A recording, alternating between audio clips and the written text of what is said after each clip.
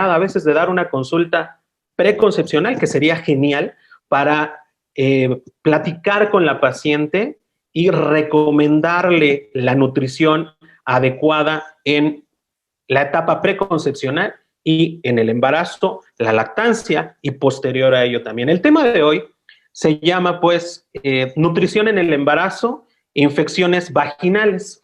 Cuando me plantearon el tema me pareció sumamente interesante y al final de la charla vamos a poder platicar más extensamente del por qué. Vamos a empezar. Los objetivos a cumplir será hablar de nutrición en el embarazo, vamos a charlar de epigenómica, el concepto de reprogramación fetal, cómo los micronutrientes son importantes en la nutrición adecuada en el embarazo. Vamos a hablar de neuroprotección y su impacto en el feto y también en la madre y posterior al nacimiento en la lactancia, cómo los folatos y los omegas generan esta neuroprotección. Vamos a hablar de la nutrición en la lactancia, cómo impacta la fertilidad y después su impacto, que es muy importante en las infecciones en general, pero en las infecciones vaginales también. Hay muchos estudios acerca del cérvix y el epitelio vaginal donde comentan una defensa, una inmunología, una reacción innata, pero con la nutrición, obviamente, esta siempre será mejor y al final tendremos el espacio para preguntas y respuestas. Vamos a definir el concepto de epigenómica. Esta palabra lleva en boga unos 15, 20 años, primero siendo terreno de los pediatras, después de la población médica en general y ahora se atañe al uso en ginecología. La epigenómica es el estudio de los rasgos hereditarios que no van a depender de los cambios en la secuencia del ADN, es decir, el ADN ahí está, pero va a cambiar su expresión dependiendo de cómo el ser vivo interaccione con su medio ambiente y del tipo de nutrición que lleve a lo largo de toda su vida. Estos son cambios bioquímicos que van a expresar la regulación genética o que regulan más bien la expresión genética y para ello vamos a recordar dos palabras, genotipo y epigenoma, o en algún momento seguramente escuchamos esta otra palabra que se llama fenotipo. El genotipo es pues el ADN y el epigenoma o fenotipo es la expresión de ese DNA, que puede ser en múltiples variables dependiendo de las circunstancias que atañen a cada ser vivo. Y estos pues rasgos hereditarios pueden heredarse obviamente a las siguientes generaciones y pueden ser reversibles. Para muestra un botón, tenemos esta imagen donde primero tenemos a una oruga, después esa oruga pasa a su etapa de capullo y finalmente va a transformarse en una mariposa. Mismo DNA, porque es el mismo ser vivo, con tres expresiones diferentes de ese DNA, es decir, tres fenotipos diferentes, tres epigenomas diferentes a lo largo de la vida de ese ser vivo. Tenemos otro ejemplo, tenemos una mórula, esa mórula finalmente dará origen a un feto, luego a un recién nacido, ese recién nacido crecerá, se desarrollará, dará origen a un adulto joven y finalmente a un adulto mayor. Si alguna vez se han reunido con sus excompañeros de la primaria o de los estudios iniciales, muchos los van a ver no tan cambiados, otros muy cambiados, otros muy avejentados, decimos acá en México. Todo depende cómo hayan vivido su vida. Muchos de ellos, por ejemplo, tal vez tienen padres diabéticos o hipertensos, por lo tanto tienen la posibilidad de desarrollar esas dos patologías. ¿De qué va a depender? De cómo vivan su vida, cómo interaccionen con su medio ambiente, la nutrición y, por ejemplo, el ejercicio que ellos hagan para evitar que se desarrolle tal o cual enfermedad. Eso es la epigenómica, eso es la epigenética, la modificación en la expresión del ADN sin modificar la cadena tal cual. Muy bien. ¿Cuáles son los principales mecanismos epigenéticos?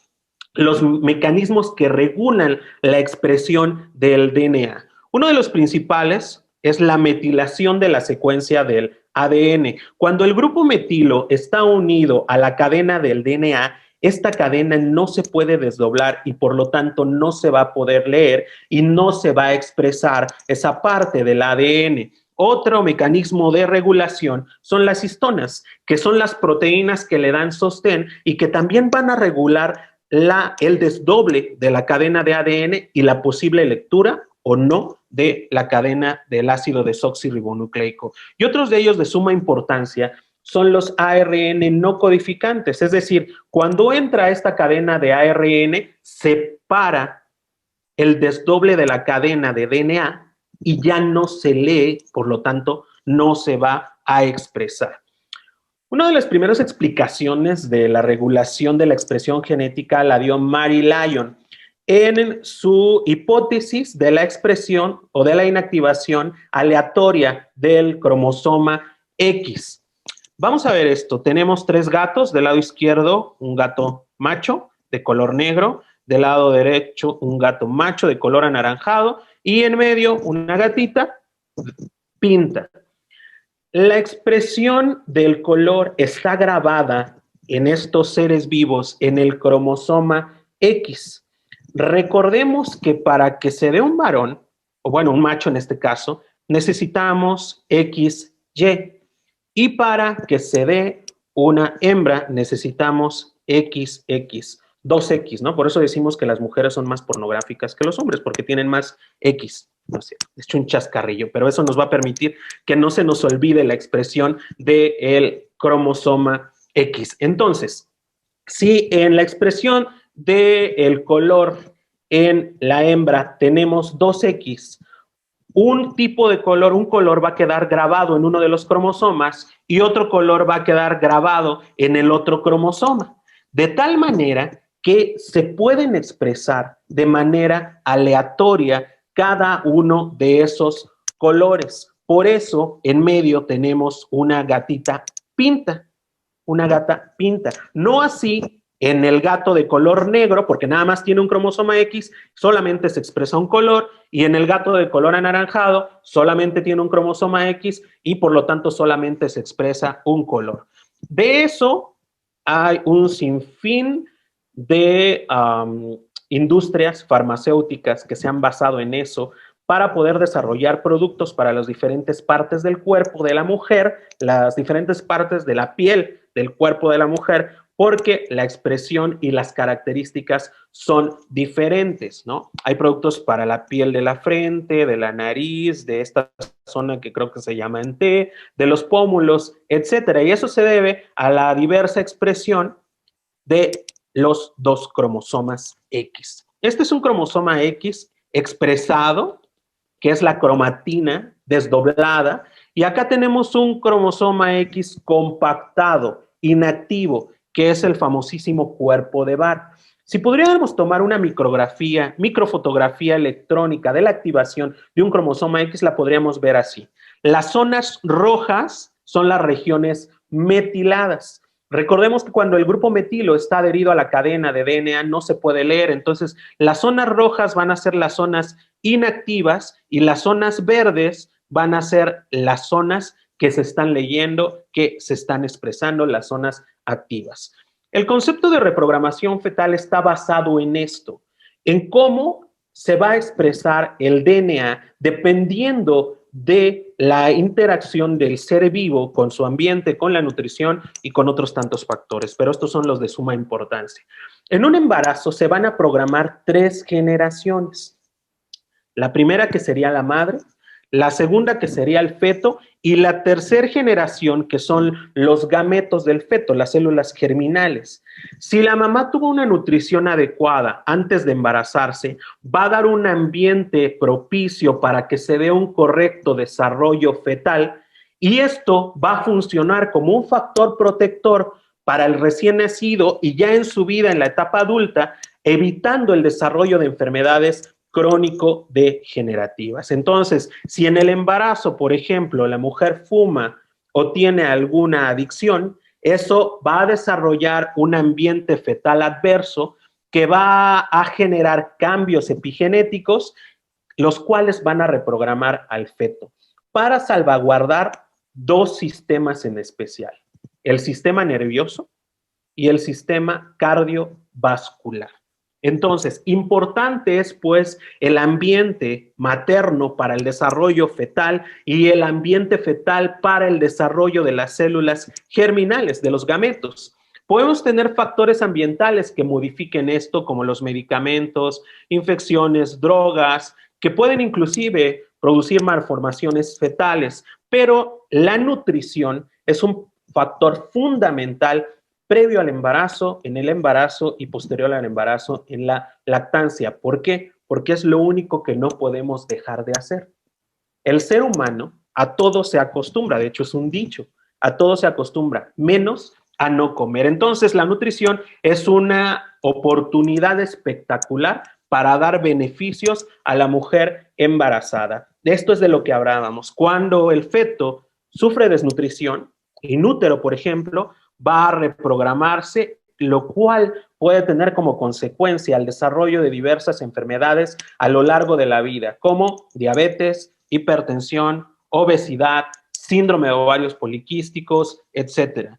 Hablando de los micronutrientes obviamente pueden funcionar como catalizadores, están en pequeñas concentraciones y tienen un impacto significativo en el metabolismo, en todos pues los procesos bioquímicos.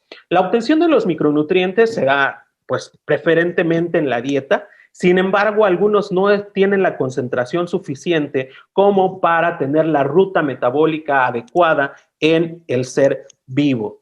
Por eso, las cantidades a veces en la dieta son más bajas que las requeridas. Por ejemplo, uno de los micronutrientes de suma importancia, el ácido fólico, se puede obtener de las hojas y de los cereales. Y los omegas, que son otro micronutriente espectacularmente importante en el desarrollo fetal, sobre todo en el desarrollo y la protección cerebral, la plasticidad cerebral, la interconexión y la mielinización del sistema nervioso central, los podemos obtener de las dietas ricas en pescado. El organismo humano puede metabolizar el ácido alfa-linoleico en DHA y EPA, pero su conversión es pues escasa, es pequeña. Vean ustedes, en el caso de los varones, la conversión es de 8 de DHA y 1% de EPA. Y en las mujeres es más alta, 21 de DHA y 9% de EPA. Por eso se dice que las mujeres son más inteligentes que los hombres, por esta reacción bioquímicamente explicada el día de hoy. También es una broma, pero la realidad es que puede ser cierto en muchas circunstancias. Bueno, ya no quiero hablar más de eso, se lo dejo a cada quien. ¿Cuál puede ser la acción de los micronutrientes? Pueden funcionar como cofactor, como antioxidantes, regulan la expresión génica, pueden ser estabilizadores de membrana, activadores de receptores, desactivadores de receptores, permiten la movilidad de la membrana, etc. Uno de ellos, de suma importancia, es el ácido fólico. Su consumo va a prevenir el desarrollo de la espina bífida, labio paladar hendido, cardiopatías, etcétera, es decir, de defectos del cierre del tubo neural. Aquí vamos a detenernos un poco porque es muy importante mencionar lo siguiente. El tubo neural se encuentra totalmente cerrado a la 4ª semana de embarazo. Hay mamás que ni siquiera están enteradas de que están embarazadas. Entonces, muchas no han consumido una cantidad suficiente de ácido fólico ni en la dieta ni con un suplemento. Las dosis de ácido fólico son bajas y son de suma importancia tener una concentración adecuada de ácido fólico antes del cierre del tubo neural. Si esta no se da, hay muchas posibilidades de que el tubo quede abierto y desencadene el desarrollo de todas estas patologías a la 4ª semana. Es decir, la paciente debería de estar consumiendo un buen multivitamínico que tenga ácido fólico, DHA y EPA desde antes del embarazo, idealmente 90 días antes del embarazo, es decir, 3 meses. Y vean ustedes, de este lado tenemos el ciclo de activación del ácido fólico. El ácido fólico inactivo pasa a través de la escisión de la tetrahidrometilfolato reductasa para convertirse en 5-metil-tetrahidrofolato, que es el ácido fólico activo. En Latinoamérica tenemos un problema, que hay mujeres que tienen una deficiencia en el funcionamiento de la enzima o de plano no la tienen, es decir, no todas las personas pueden metabolizar la forma inactiva del ácido fólico a su forma activa. Y entonces esto no hará el conjunto del tetrahidrometilfolato con la vitamina B12 para disminuir los niveles de homocisteína, ya que en conjunto la interacción del tetrahidrometilfolato con la vitamina B12 y la homocisteína va a metabolizar la homocisteína en metionina, con lo cual disminuirá los niveles de homocisteína, y eso es un factor cardio-cerebro protector. Ya lo vamos a mencionar más adelante. Los omegas, de los que hemos estado hablando también, son unos micronutrientes muy importantes porque contribuyen al crecimiento, desarrollo, interconexión cerebral, así como su funcionamiento correcto y también su protección. Bien, la nutrigenómica como concepto finalmente es una nutrición enfocada a la expresión de los genes que van a funcionar como protectores para impedir el desarrollo de enfermedades crónico-degenerativas a lo largo de la vida de las personas. Es decir, una nutrición adecuada es una nutrición protectora y obviamente benéfica. La neuroprotección como concepto inicialmente fue aplicada a tratamientos y procesos para prevenir el daño del sistema nervioso, pero actualmente es promover el desarrollo, el neurodesarrollo adecuado y prevenir discapacidades. ¿Cómo podemos hacer neuroprotección en la etapa prenatal? Con la nutrición. Es decir, cuando la mamá se ha nutrido correctamente en el periodo preconcepcional, por eso comentamos que es importante ver a las futuras mamás antes de que empiecen a tratar de embarazarse para nutrirlas de manera adecuada. Entonces, en el periodo preconcepcional o prenatal, en el prenatal también, protegemos, damos neuroprotección con la nutrición. Y en el periodo postnatal, también con la nutrición, por ejemplo, en el periodo de la lactancia. Los micronutrientes y su efecto puede ser neuroprotector, neurotrófico, como nutriente, reducen el estrés oxidativo, pueden reducir la inflamación o coordinar la respuesta inflamatoria, también promueven procesos de curación y tienen actividad antidepresiva. El consumo de omegas inclusive llega a disminuir la posibilidad o la frecuencia de presentación de la depresión postparto. Estos son los periodos críticos en el desarrollo cerebral. Vamos a partir esta tabla en dos. La primera parte del desarrollo cerebral fetal necesariamente debe de estar presente el ácido fólico. Dijimos que desde antes de la 4ª semana.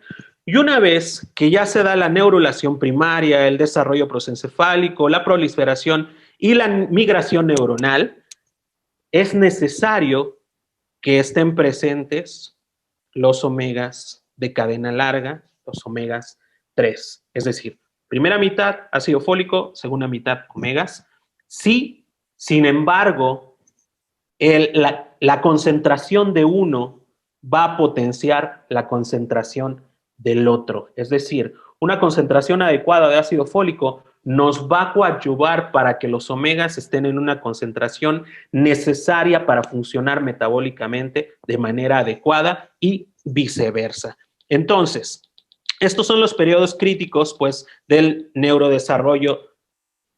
Veamos esta tabla, que es muy importante. En las primeras semanas, ya habíamos hablado que a la cuarta semana se da el cierre del tubo neural. Después se da la migración celular y se van desarrollando partes específicas del cerebro, como la vista, la escucha, la receptividad y el lenguaje receptivo, y después las funciones cognitivas superiores. Entonces, el consumo de estos dos micronutrientes previo al embarazo, durante las primeras semanas y en general durante todo el embarazo, nos da múltiples beneficios. En los prematuros es un beneficio mayor, porque los prematuros nacen con un crecimiento y un desarrollo, una interconexión, una mielinización del sistema nervioso central incompleta. Entonces, el hecho de un consumo adecuado de ácido fólico y de omegas va a funcionar como un factor protector, porque los prematuros tienen 4 veces más riesgos de trastornos del déficit de atención y 6 veces más riesgo de presentar trastornos del espectro autista. Entonces, es importante que la nutrición esté enfocada en reducir estos riesgos. La nutrición, pues, puede proteger, como habíamos platicado, coordina la respuesta inflamatoria hacia disminuir la probabilidad de infección o que la infección dure menos. Puede funcionar entonces como inmunomodulador, como antiinflamatorio y como neuroprotector o inclusive como neuroregenerador. Lo vamos a ver a continuación. La nutrición es pues un factor que puede ser alterado deliberadamente, ya lo dijimos. El cuerpo humano a todo se acostumbra, menos a no comer. Entonces hay que hacerlo, pero de manera adecuada, porque esto constituye una oportunidad de oro para mejorar la salud materna y obviamente con ello el ambiente materno y entonces la salud fetal. Vamos a hablar específicamente de los folatos. Los folatos son críticos entonces en la replicación y metilación del DNA, en la duplicación celular. El ácido fólico más consumido es el ácido fólico en forma sintética. De ahí que hay personas que no tienen la posibilidad de transformarlo en 5-tetrahidrometilfolato, que es el ácido fólico activo. El consumo de ácido fólico va a disminuir la presentación de los defectos del cierre del tubo neural. Recordemos, cuarta semana, el tubo neural está totalmente cerrado. Si el consumo de ácido fólico no fue adecuado y la concentración no es la correcta, altas posibilidades de tener defectos del cierre del tubo neural. De hecho, en los últimos años ha habido un incremento hasta del 33% en Latinoamérica en la presentación de los defectos del cierre del tubo neural, teniendo una incidencia de 11.5 por 10,000 nacidos vivos. Se supone que estamos en la era, y digo se supone porque en realidad no ocurre como tal, que estamos en la era del ácido fólico. La situación aquí es, 1, la paciente no sabe que lo debe de consumir porque no tiene consultas frecuentes, no tiene seguridad social y no hay quien le esté recordando, o porque no se lo toma porque la tía, la mamá, la prima, la amiga, la vecina le dijeron que no se tome eso porque su bebé va a salir chueco o algo por el estilo, ¿no? Entonces, si no hay este consumo, no va a haber las concentraciones protectoras contra esto. Y la otra cuestión es que tenga un defecto en el funcionamiento de la tetrahidrometilfolato reductasa o que no la tenga.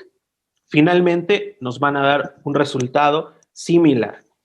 El 95% de los casos de los defectos del cierre del tubo neural no hay antecedentes familiares, es decir, son de novo. ¿Y por qué son de novo? Pues porque dependen de las concentraciones del ácido fólico. El consumo de folatos va a reducir hasta el 70% la aparición de defectos del cierre del tubo neural, y las dosis recomendadas en las parejas que son su primer embarazo o en aquellas parejas que no han tenido un hijo con un defecto del cierre del tubo neural son 0.4 miligramos día. Pero en las parejas que ya tuvieron un defecto del cierre del tubo neural, hay que darles 10 veces más ácido fólico, es decir, 4 miligramos cada 24 horas. Muy bien, esto es una tabla muy interesante, vean ustedes. Este es el ácido fólico inactivo, pasa a través de la escisión de la tetrahidrometilfolato reductasa para convertirse en metilfolato, que en conjunto con la vitamina B12 van a hacer que la homocisteína se metabolice en metionina y en su metabolito activo. Ahora, ¿qué pasa si la tetrahidrometilfolato está deficiente, está defectuosa o no está? Hasta en un 40 o 70% de la población en general va a ocurrir eso, y por lo tanto esto se va a bloquear, no vamos a tener la conversión a tetrahidrometilfolato y no se va a asociar entonces con la vitamina B, no va a bajar la homocisteína, al contrario, va a subir, y eso va a ser un factor cardioagresivo, teniendo la posibilidad con una homocisteína elevada de infarto agudo al miocardio, de accidente vascular cerebral y de agresión fetal, teniendo un ambiente materno inadecuado. Entonces, lo mencionamos nuevamente. Primera mitad del embarazo tendría que estar presente el tetrahidrometilfolato, y la segunda mitad del embarazo el DHA y también, desde luego, más EPA, ¿correcto? Porque el DHA permite el desarrollo neuronal, ya que está la diferenciación celular neuronal. Pero el EPA permite la replicación de las células madres neuronales y funciona muchas veces permitiendo la reparación de daños a nivel neuronal. Hablando de los omegas, tiene una historia espectacular.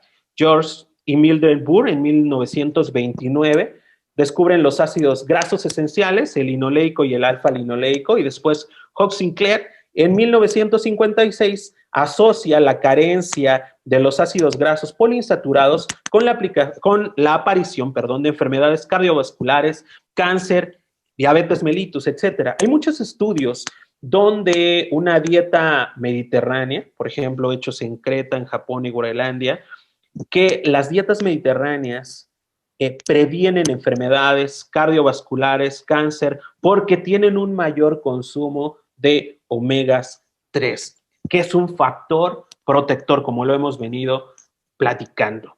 ¿Cómo ha cambiado la dieta del ser humano a través del tiempo? Vean ustedes, las grasas en general, en los últimos años, ha aumentado mucho el consumo de grasas trans, por ejemplo, y ha bajado el consumo de omegas 3. ¿Por qué? Porque los alimentos multiprocesados generalmente tienen una gran cantidad de grasa que no corresponde a los omegas. Y entonces eso va a tener un impacto contrario en la salud de las personas. Hablando de la nomenclatura de los omegas, tenemos los PUFAs, que son ácidos grasos poliinsaturados, los L-PUFAs, ácidos grasos poliinsaturados de cadena larga. Los ácidos grasos, los omega 6, su precursor es el ácido linoleico, y de los omegas 3, el precursor es el ácido alfa-linoleico y sus derivados no esenciales como el EPA y el DHA. Los omegas van a formar parte de las membranas celulares. Eso es de suma importancia porque van a participar en la movilidad de las membranas, modulan la función y activación de los receptores, así como la permeabilidad de las membranas y también su fusión, de suma importancia para el funcionamiento de los tejidos. DHA y EPA juegan papeles conjuntos e importantes en ciertos tejidos. Por ejemplo, el DHA, obviamente a nivel cerebral, también el EPA, en la vista, en la salud en general, en las articulaciones el EPA y en la salud cardiovascular también el EPA. Pero uno permite tener niveles adecuados de el otro. Por eso su consumo es importante en conjunto, no solamente DHA, sino también EPA. Ahora, acerca de la inflamación, los omega 6 son productos o son citoquinas proinflamatorias, y los omega 3 son citoquinas antiinflamatorias o que regulan de manera coordinada la respuesta inflamatoria. Entonces, ahorita, en la época que estamos viviendo, la respuesta inflamatoria debería de ser muy correcta ante este virus que nos ha puesto de cabeza al mundo y que sigue y sigue y sigue, ¿no? Entonces, sería importante tener una respuesta inflamatoria adecuada. Ahora, el cerebro, que es uno de los órganos que se salvaguardan, aunque exista una modificación en la nutrición, como ya lo vimos hace rato, y una reprogramación fetal con eso, porque el cerebro utiliza el 70 a 80% de la energía obtenida en la dieta del recién nacido. Y vean ustedes, el DHA y sus metabolitos son elevados en los tejidos de más alta demanda, es decir, a nivel cerebral. El EPA, del que hemos venido hablando ya hace un buen rato en la charla, va a aumentar los niveles de estas dos citoquinas, GES1 y GES2, que en el feto van a permitir la proliferación de células madre neurales, la división de células madres neurales que después se especializarán en células de la glía, en neuronas, etcétera. Y a su vez, el DHA va a inhibir la producción de GES1 y GES2 momentáneamente para que esas células neurales que se están duplicando ahora sigan una línea de conversión hacia las neuronas, por ejemplo, o hacia las células de la glía. El DHA también previene la apoptosis neuronal. Es muy importante esto porque así no se estarán muriendo nuestras neuronas. Y a partir de DHA se va a sintetizar la neuroprotectina D1 que se produce en el daño cerebral para que se induzca diferenciación de las células madres neurales. Como ya lo habíamos visto, el DHA permite que las células madres neurales se transformen ya en células neurales específicas.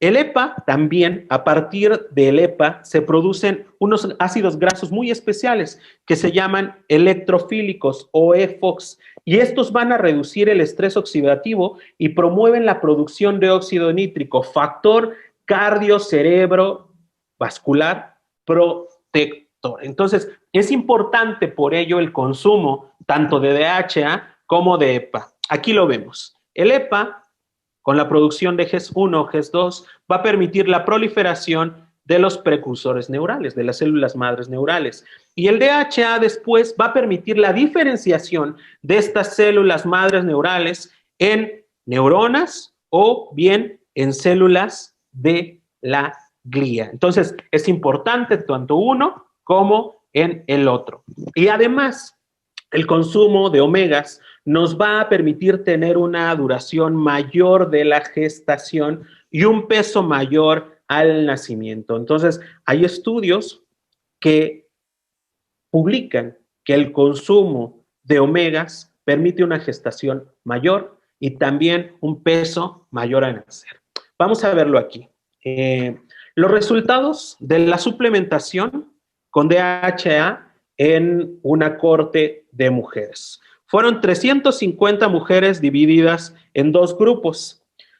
A un grupo se le administró placebo y a otro grupo se le administró DHA. El grupo de DHA solamente tuvo un 0.6% de nacidos de menos de 34 semanas y tuvo 3.9% de nacidos de menos de 2.500 gramos. Entonces, el consumo de omegas permite aumentar la duración de la gestación y también tener un peso mayor al nacimiento. La lactancia de suma importancia porque es la continuación de la nutrición correcta del recién nacido a través de la madre. Entonces sigue siendo importante pues el ambiente materno, la nutrición materna, como consecuencia va a tener una lactancia correcta, adecuada, funcional metabólicamente. Hay una teoría que dice que los primeros 1000 días, desde la concepción hasta los 2 años, son muy importantes en el desarrollo cognitivo. Entonces, un ambiente materno correcto durante el embarazo y después la lactancia nos va a llevar a muchos beneficios para los recién nacidos y los infantes. Este estudio sigue a lo largo de los primeros 4 años de vida a los recién nacidos de las madres que se suplementaron con DHA y con EPA. Fueron un grupo de 340 mujeres, a 170 se les dieron aceite de maíz, que son ácido linoleico y alfa-linoleico, y 170 más recibieron hígado de bacalao, que tiene DHA y EPA. 84 niños se evaluaron 4 años después, a los 4 años de edad, pues, y se les aplicaron diversas escalas de medición. Y el resultado fue este. El grupo del aceite de hígado de bacalao tuvo mayores puntuaciones en todos los rubros, pero fue más significativo en el procesamiento mental con una P de 0.049, una P significativa. Eso quiere decir, por algunas publicaciones, que la suplementación en el embarazo de la madre con DHA, con omegas 3, DHA y EPA, va a permitir un desarrollo cerebral correcto y eso dará como resultado que el IQ de los recién nacidos y de los infantes pueda ser mayor. Entonces, el consumo de omegas, como lo mencionamos hace un rato, va a favorecer, o más bien va a evitar, una alta frecuencia de presentación en la depresión postparto, que suele ser frecuente aquí en México y también en Latinoamérica. Respecto a la infertilidad, los omegas van a regular la maduración de los ovocitos, por eso es importante que estén presentes en la nutrición antes de la concepción. Van a activar las células de la granulosa y van a tener una activación de la proteína reguladora de la esteroidogénesis aguda, con ello permitiendo un desarrollo folicular correcto, pero no solamente el desarrollo folicular, sino también la maduración ovular. Hay casos donde nosotros vemos cuando hacemos reproducción asistida que los folículos están creciendo, entonces decimos, esto va bien. Pero aparte de eso hay que medir la esteroidogénesis, es decir, hay que checar el estradiol, porque puede ser que los folículos estén obviamente vacíos y entonces no vamos a obtener nada. También los omegas mejoran la resistencia a la insulina y regulan la expresión de las prostaglandinas en el folículo, efecto importante para el crecimiento folicular adecuado. Por ello, van a permitir el desarrollo, el crecimiento folicular correcto y la maduración ovular, con lo cual vamos a tener una calidad ovular mayor y mayor posibilidades de fecundación y también mayor posibilidades de implantación. Los niveles o las concentraciones recomendadas del consumo de los omegas son entre los 200 y los 300 miligramos de manera adecuada. Y esto es muy importante. La disminución de las concentraciones de la homocisteína logradas con la suplementación del ácido fólico en la madre van a mejorar los niveles de DHA y también de EPA en el feto. Y eso nos va a ayudar a que se prevengan trastornos neuropsiquiátricos a lo largo de la vida de esos niños y también en la etapa adulta. Bien. Perdón, tengo aquí unos problemas técnicos con el iPad. Recordemos esta tabla, los periodos críticos del neurodesarrollo y a partir de la segunda mitad, donde cobra importancia el DHA y también el EPA por todo lo que hemos platicado ya, y en su conjunto con el ácido fólico. Es decir, hay que partir el embarazo y la mitad dar solamente ácido fólico y la otra mitad dar omegas. No. Ya quedamos que uno potencia al otro, por eso desde la etapa preconcepcional, la futura mamá debería de estar consumiendo omegas. ¿Cuánto? Al menos 200 miligramos cada 24 horas son las recomendaciones internacionales. Y para ello tenemos un espectacular producto del Natal que tiene ambos, DHA y EPA. Las conclusiones de la primera parte de la charla serían que la nutrición, con los micronutrientes, folatos, omegas, etcétera, permite el desarrollo correcto del cerebro, su comunicación de los diferentes segmentos, así como la protección neuronal. Y la programación fetal, pues, está ligada directamente a la nutrición, actividad que podemos, como dijimos en la plática, modificar a voluntad. Es una oportunidad de oro. Y el consumo de folatos potencia la acción de los omegas y a su vez los omegas van a potenciar la acción de los folatos. Por ello es importante que la mujer desde la etapa preconcepcional se nutra correctamente con un suplemento alimenticio adecuado. Y ahora vamos a hablar de las infecciones vaginales. En una primera instancia, diríamos que no está ligado el tema. La realidad es que sí, y mucho. Vean ustedes. Los cambios fisiológicos del embarazo, que los hemos escuchado desde que tomábamos clases en la universidad, ¿qué es lo que produce estas modificaciones? Bueno, estas modificaciones se van a producir por los niveles elevados de gonadotrofina coriónica, estrógenos, progesterona, lactógeno placentario, etcétera, por la mayor demanda metabólica propia de la mamá y también, obviamente, la mayor demanda metabólica fetal y la adaptación materna a los requerimientos fetales, el crecimiento uterino, el reacomodo de los órganos adyacentes, etcétera. ¿Cuáles son los cambios que tiene el sistema inmunológico en el embarazo? Y aquí es donde entra la nutrición adecuada. El aumento de las hormonas sexuales va a producir cambios en las líneas celulares, tanto de los linfocitos T como de los B. Es una pregunta espectacular. ¿Cómo es que el cuerpo de la mujer no rechaza el feto? Porque es medianamente extraño. Es decir, la mitad del material genético del nuevo ser no es de la madre, es del padre. Y entonces la explicación es la siguiente. Los niveles elevados de estrógenos y también del resto de las hormonas van a producir una transformación linfocitaria hacia la serie TH2, que va a aumentar la tolerancia inmunológica, evitando así el rechazo del feto, pero poniendo en riesgo al cuerpo de la mujer contra algunas infecciones que suelen ser frecuentes en el embarazo. Hablando específicamente de las infecciones de vías urinarias y las infecciones cérvico-vaginales. La elevación de los estrógenos y los progestágenos también activan los linfocitos B y permiten la proliferación de linfocitos TREG, que también dan mayor tolerancia inmunológica. Eso se traduce con que hay ciertas colonias bacterianas que en un principio, o más bien antes del embarazo, cuando la mujer no está embarazada, pueden ser reconocidas por el sistema inmunológico y contrariadas fácilmente. No así en el embarazo por estos cambios que acabamos de mencionar. La flora vaginal puede ser diferente entre las razas, definitivamente lo es, pero también entre mujeres de la misma raza. Y los cultivos en todos los momentos que se hacen en poblaciones que están sanas, van a dar diferentes tipos de microorganismos, pero los más frecuentes van a ser los lactobacilos. Ahora, hoy sabemos que los cultivos no nos van a permitir el desarrollo de todas las bacterias, así sean altamente específicos. Entonces, la manera actual en cómo podemos detectarlos es PCR.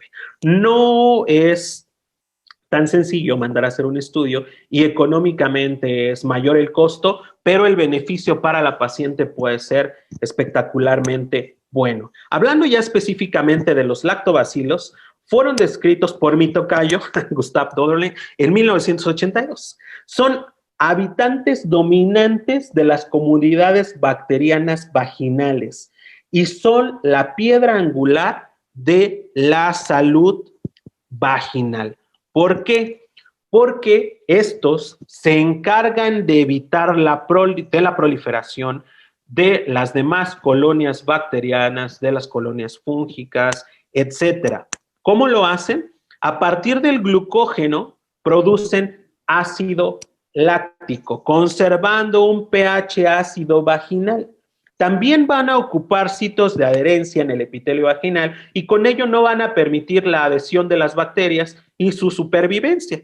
Y también se adhieran a los patógenos para evitar que asimismo se adhieran a la pared vaginal y con ello no produzcan infecciones. Y también van a competir por los nutrientes, obviamente, con otras colonias bacterianas. Muchos estudios han publicado que también producen citoquinas y diferentes tipos de citoquinas las diferentes colonias de lactobacilos. Entonces, ¿por qué se da la enfermedad vaginal? ¿Por qué se da la infección vaginal?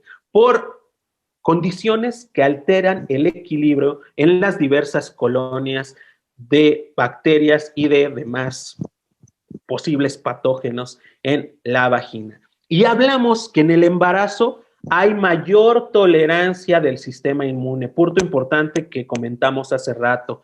Las prácticas sexuales pueden romper el equilibrio con las infecciones de transmisión sexual, la higiene vaginal, el uso de jabones, el uso de antibióticos, la anticoncepción y la terapia de reemplazo hormonal pueden también modificar las características del epitelio vaginal y con ello favorecer o evitar en algún momento la presentación de infecciones vaginales. Una de las condiciones más frecuentes de patología vaginal, es la vaginosis bacteriana, que está presente en un porcentaje en general del 20 a 25%. Es más frecuente cuando la mujer acude a una revisión por una infección y es caracterizada por la presencia de Gardnerella vaginalis y se asocia, entre otras cosas, a la posibilidad de parto, dice preterido, no es preterido, es pretérmino, a la posibilidad de parto pretérmino. Otras infecciones que se pueden dar en el embarazo, la candidiasis, la tricomoniasis y también las infecciones de transmisión sexual y que van a ser, o más bien van a producir un desequilibrio de la flora vaginal. ¿Cómo tratamos a las infecciones vaginales? Idealmente un tratamiento enfocado al tipo de infección específico, pues. Pero como puede haber varios patógenos, el tratamiento deberá de cubrir la gran mayoría de los patógenos que pueden estar asociados, dándonos la infección vaginal. Y un punto importante es que una vez que terminamos de dar tratamiento para una infección vaginal, hay que recolonizar la vagina con lactobacilos, porque ya platicamos que son la piedra angular de la salud vaginal. Una opción espectacular para esto es el Ginotran, que tiene una combinación de metronidazol y miconazol, que como decimos acá en México, pues prácticamente le pega a todo, ¿no? Pero también a los lactobacilos. Entonces hay que recolonizar la vagina con lactobacilos. ¿Cuáles serán las conclusiones de la segunda parte? El embarazo pues produce adaptaciones del sistema inmunológico, como lo comentamos, eso inactiva el rechazo hacia el feto, pero permite el aflore de ciertas infecciones por la tolerancia inmunológica. Entonces, hay que mantener siempre el equilibrio vaginal.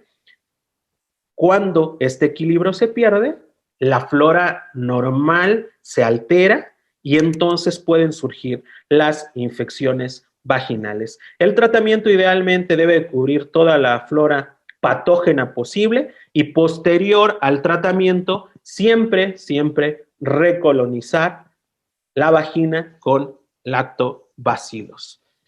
Doctores, les agradezco mucho, bueno, primero a Exceltis Ecuador le agradezco mucho que me haya invitado a este webinar y les agradezco a ustedes que estén aquí el día de hoy. El conocimiento es importante, muy importante, pero cuando no se comparte es nada. Muchas gracias, espero que ustedes estén bien, que sus familias y todos estén bien. Bendiciones. Muchas gracias. Muchas gracias, doctor Cadena. una brillante ponencia. Muchas gracias a usted por habernos acompañado y apoyado. Ahora vamos a dar paso a dar lectura a las preguntas que hacen sus colegas. El doctor Héctor Josué Fernández nos pregunta, ¿el uso de anticonvulsivantes en la madre en cuánto incide sobre la cantidad de folatos que debe consumir? Eso es una pregunta muy interesante y con jiribilla. Yo le diría, depende de qué es lo que esté consumiendo la mamá. Si es carbamazepina, si es alguno de los de la serie nueva, por ejemplo, hay algunas que consumen otras cosas como propanolol para inhibir la descarga, etcétera. Depende de cuál consuma y con qué frecuencia lo consuma para disminuir las concentraciones de ácido fólico. Ahora, yo le comentaría al doctor, si lo que le estamos dando a la paciente es la décima de la dosis normal, no va a tener ningún problema.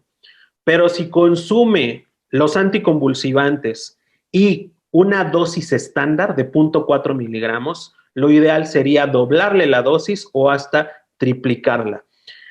Es una pregunta, como les digo, muy interesante y que la he visto mucho en mis blogs de redes sociales, no solamente con estos medicamentos, sino con otros más. Las pacientes hoy en día buscan muchísima información en Internet y le hacen unas preguntas que lo ponen, como decimos aquí en México, a parir melones, ¿no? Entonces, respecto a eso, doctor, depende mucho del tipo de anticonvulsivante que tome, si lo toma a diario, si lo toma cada 12 horas. Si me dice el nombre del anticonvulsivante específico, yo creo que le podría dar una cifra más acertada. Pero la realidad es que en esas pacientes, por ejemplo, o en otras que en algún momento antes de embarazarse consumieron, por ejemplo, metotrexato, a esas no hay que darles dosis estándares, a esas hay que darles al 10. Gracias, Manuel. Perfecto, doctor. Su colega Carmen Alonso nos pregunta, buenas noches. ¿Cuántos días de tratamiento con lactobacillus se debería dar en la embarazada? Ok. Depende de la presentación de los lactobacilos. Si estos están en cápsulas, hay que darlos en la mañana y en la noche al menos un mes. Y después de ese mes es suficiente. Hay algunas presentaciones, aquí en México, no sé si existan allá en Ecuador y en Perú, que son 2 cápsulas. Y esas cápsulas son de liberación prolongada. Uno la da hoy, por ejemplo, y la siguiente 3 días después, y con eso es más que suficiente para la protección. Importante es mencionarle a la paciente que las cápsulas son vía vaginal, no tomadas, porque ya me ha ocurrido que se las toman y regresan a las 2 semanas y me dice, doctor, me siento igual, y yo, ¿no se les está poniendo vía vaginal? Doctor, que no son tomadas, me decía, pues son cápsulas. A colación lo siguiente, José Manuel.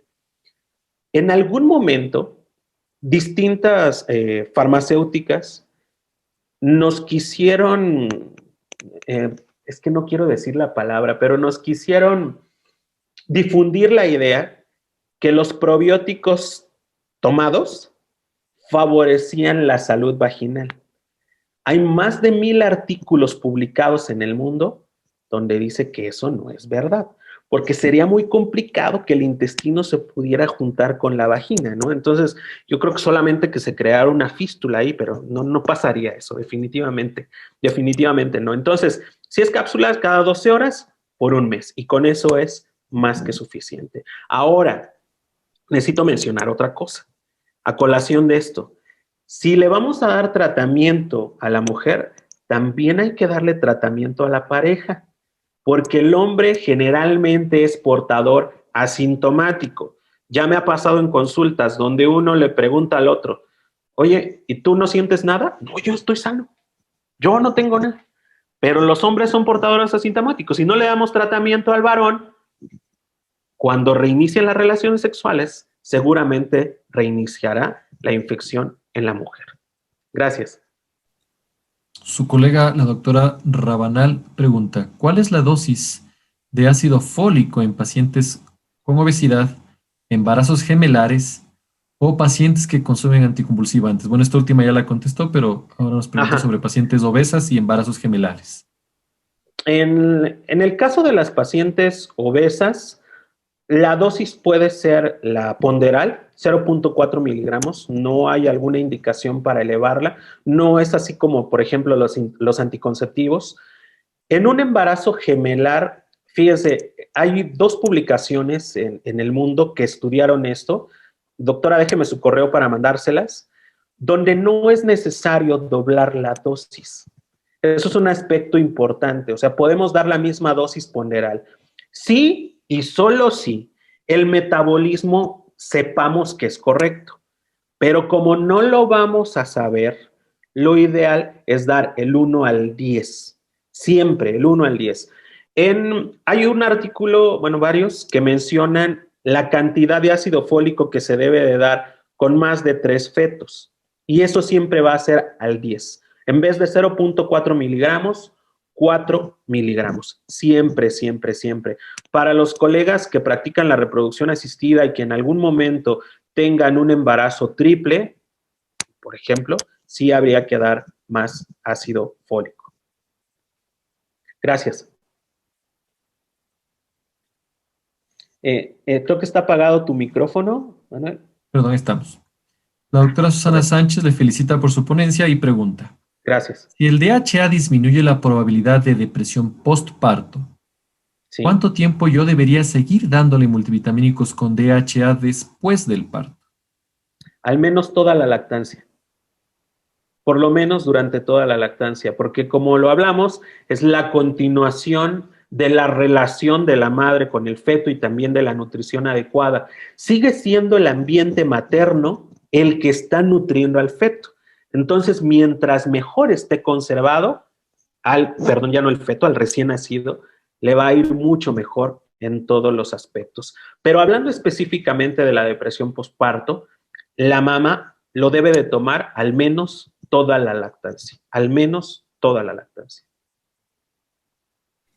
Muchas gracias, doctor. Su colega Sandra Franco de Viteri nos dice, las dosis recomendadas de 200 miligramos de omega 3, ¿cómo se traduce en cantidades alimentarias? Por ejemplo, porciones de pescado.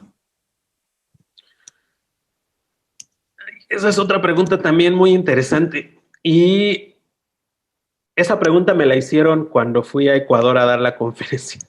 Y le decía a la colega que me lo preguntó, depende de dónde venga el salmón, cómo fue criado, qué dosis se consuma, si tiene la piel o no, etcétera. La realidad es que varía muchísimo, ¿no? Para obtener una dosis de 50 miligramos, una concentración estable de 50 miligramos, al menos se deben de comer 300 gramos diarios de salmón, ¿no?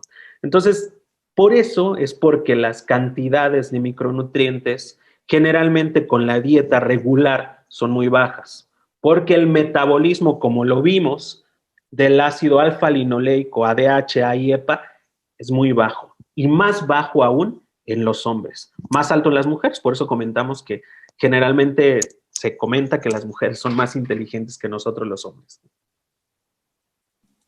Su colega, el doctor Guillermo de la Cruz, nos pregunta, ¿en ese caso no sería recomendable hacer cultivo de flujo vaginal durante la gestación? Muy interesante. Sí y solo sí, la colporrea, el flujo pues, nos traduce características patógenas. Y como comentamos, las características patógenas son prurito, mal olor, etcétera. Sin embargo, la clínica ayuda mucho en eso, entonces podemos detectar alguna posibilidad de infección vaginal. Y respecto hablando específicamente del cultivo, comentamos en el transcurso de la charla que no todos los cultivos nos van a permitir el desarrollo de ciertas bacterias, sobre todo hablando, por ejemplo, de clamidia. Hay que pedir cultivos especiales para clamidia y a veces ni los cultivos especiales para clamidia permiten el desarrollo de la clamidia. Es un factor de oro cuando nosotros vamos a hacer reproducción asistida. Necesitamos detectar clamidia, o bueno, más bien saber que no hay clamidia en el cuerpo de la futura paciente en la reproducción asistida. Entonces, los cultivos no nos van a traducir todo. Lo ideal sería que pudiéramos hacer a lo mejor PCR para estas, ¿no? Pero sí, es un medio o un modo de que podemos saber específicamente qué patógeno tenemos allí. Pero finalmente en el tratamiento tendríamos que cubrir las posibilidades más frecuentes de los patógenos en las infecciones vaginales en el embarazo, que son más frecuentes, al igual que, por ejemplo, las urinarias. Perfecto, Gracias. doctor. El doctor Grace pregunta, si la paciente gestante tiene infección por hongos, en este caso Candida albicans, ¿también se recomienda usar lactobacilos? Sí, por supuesto. Por supuesto. En el caso de los lactobacilos, la función que van a tener, por ejemplo, con los hongos, es que van a bloquear los sitios de adhesión hacia el epitelio vaginal y también van a funcionar adheriéndose no solamente a estos patógenos, sino a todos, para evitar que a su vez estos se fijen en el epitelio vaginal y proliferen. Finalmente, doctor, la doctora Susana Sánchez nos pregunta, por cuestiones administrativas de seguros, yo les indico a mis pacientes ácido fólico hasta las 13 semanas. Y después de esa edad ya les sugiero dar un multivitamínico con DHA. ¿Hacemos daño al paciente a no darle DHA desde el prenatal? Gracias. No, no hacemos daño, pero perdemos la oportunidad de crear un ambiente materno adecuado para el desarrollo fetal y sobre todo para el desarrollo del sistema nervioso central y la protección cardiovascular y también neuroprotección en el feto. La palabra daño es un tanto complicada, en realidad no. Es más, usted está dándole un beneficio por el hecho de recomendarle el consumo de ácido fólico, porque como lo hablamos, muchas pacientes no lo consumen. Pero si pudiéramos recomendar a la paciente que consumiera el multivitamínico adecuado desde antes de que se embarace y durante todo el embarazo, sería extraordinariamente bueno para la salud materno-fetal. Perfecto, doctor. Muchísimas gracias. Esas han sido todas las preguntas de sus colegas. A nombre de Exceltis queremos agradecerle por apoyarnos una vez más. Una excelente potencia, muy buenos comentarios de sus colegas.